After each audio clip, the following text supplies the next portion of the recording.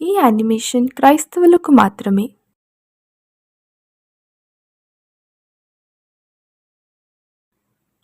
ఈ యానిమేషన్ నిజ జీవిత కథపై ఆధారపడి ఉంది.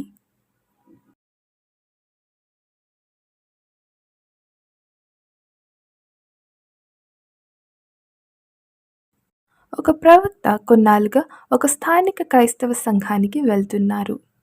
సంఘ కాపరి వాక్యాన్ని బోధిస్తున్నారు.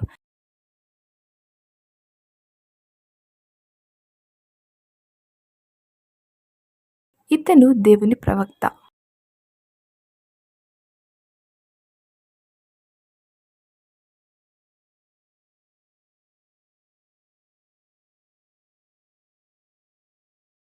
పరిశుద్ధాత్మ ఆ ప్రవక్తతో మాట్లాడుతూ, ఈ సంఘవాసులు వారి పాపాలను వారి హృదయాలలో కప్పిపుచ్చున్నారు.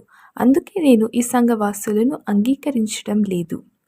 నేను నీ కన్నులను తెరుస్తాను. అప్పుడు నువ్వు ఆత్మీయ కన్నులతో సమస్తాన్ని చూడగలవు అని పరిశుద్ధాత్మ చెప్తారు.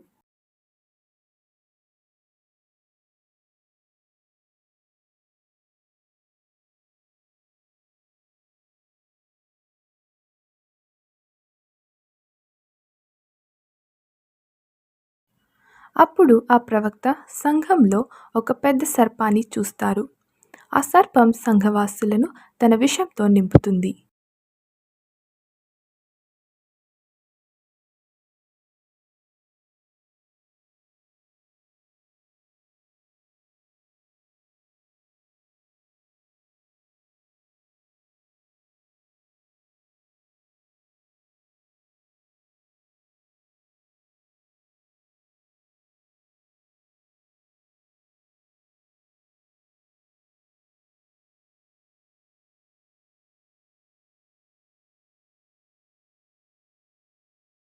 తరువాత ప్రవక్త సంఘ కాపరిని కలిసి, నేను ఒక పెద్ద సర్పాన్ని సంఘవాసుల తలలను కాటువేయడం చూశాను. మీరు ఇప్పుడే వారిని వారి పాపాలకు పశ్చాత్తాపపడాలని చెప్పమని ప్రవక్త చెప్తారు. అప్పుడు సంఘ కాపరి, ఇక చాలు, వారిని తీర్పు తీర్చకు. మా సంఘం ఎప్పుడూ యేసు రక్తంతో కప్పబడి ఉంది. నువ్వు ఎప్పుడూ మా సంఘవాసులపై ఆరోపణలు వేస్తూ ఉంటావు.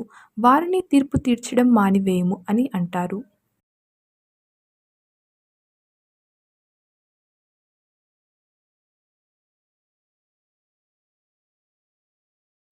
అప్పుడు ప్రవక్త, నేను నా కళ్ళారా చూశాను అని అనగా, సంఘ కాపరి, నీ కన్నులకు వైద్యం చేయించుకో అని ఆ ప్రవక్తతో చెప్తారు.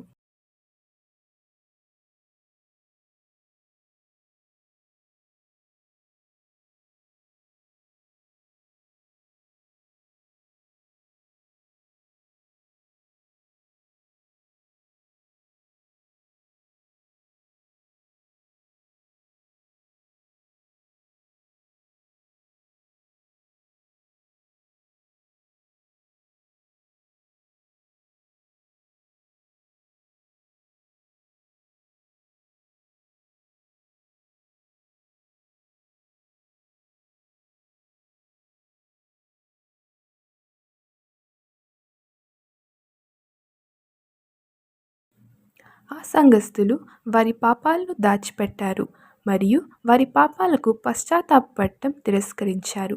అందుకే వారు సాతాన్ని వారి సంఘంలోనికి ఆహ్వానించారు.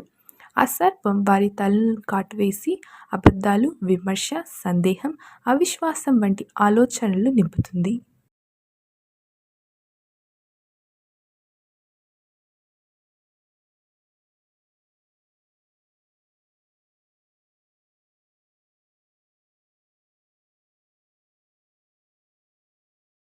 6 నెలల తరువాత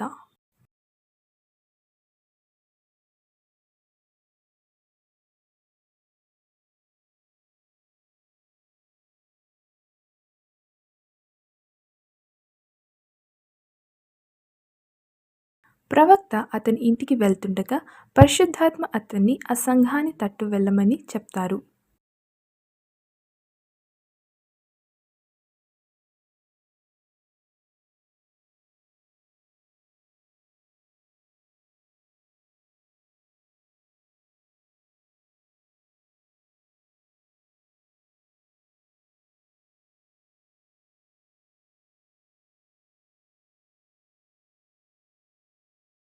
పరిశుద్ధాత్మ ప్రవక్త యొక్క ఆత్మీయ కన్నులను తెరుస్తారు.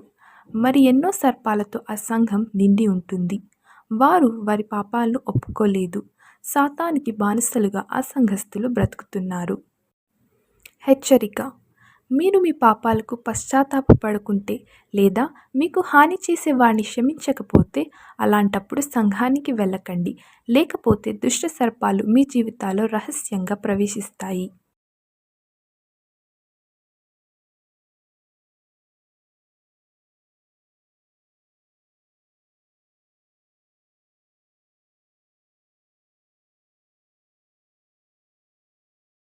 మీరు మీ పాపాలకు పశ్చాత్తాపపడాలి మరియు హాని కల్పించిన వారిని క్షమించాలి. మీ హృదయం పవిత్రంగా ఉంటే దుష్ట సర్పాలు మిమ్మల్ని ముట్టలేవు. మత్తయి సువార్త 5వ అధ్యాయం 8వ వచనం. హృదయ శుద్ధి గల వారు ధన్యులు, వారు దేవుని చూచెదరు.